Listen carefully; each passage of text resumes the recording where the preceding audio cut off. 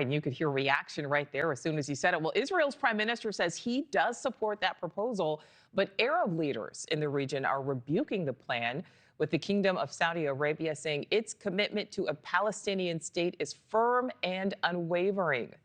NewsNation's Robert Sherman live for us outside of the White House with more on the president's proposal. And Robert, reaction is flooding in today.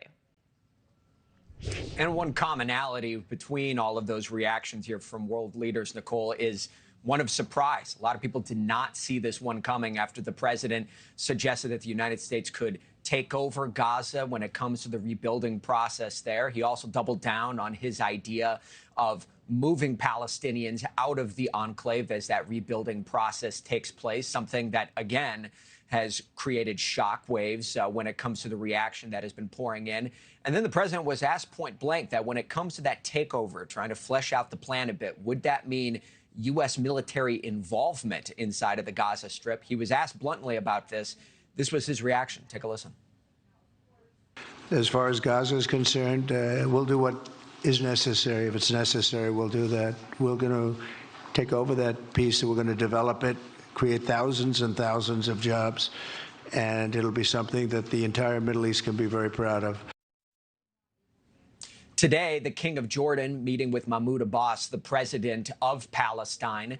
Jordan is one of those countries, as the president has said, he was eyeing as a nation that could take in some of those Palestinians, but they've re-upped their stance that they do not support removing Gazans from the enclave during this rebuilding process. Qatar recently came out and just put out a statement themselves saying that they're not ready to talk about the day after Gaza yet until the situation inside of Gaza when it comes to the war is sorted out first.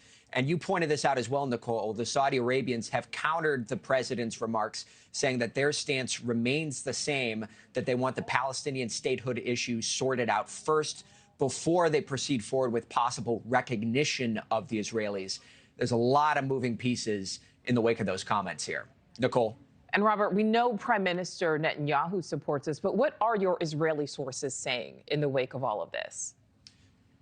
Well, it's interesting is that as we've been talking to many of them in the wake of those comments there, they were surprised, too. Just about everyone who we've spoken with who's close to the prime minister's office saying that they didn't really necessarily see this one coming. They had anticipated that there would be a stronger relationship between the state of Israel and the United States. And they believed that Prime Minister Benjamin Netanyahu and President Trump would have a good relationship, be able to work together. But this particular issue, the takeover comments in particular, not necessarily something that they saw coming. Nichole. All right, Robert Sherman live for us there outside of the White House. Thank you. Thanks for watching. Go to joinnn.com to find News Nation on your screen. And don't forget to click the red subscribe button below to get more of News Nation's fact-driven, unbiased coverage.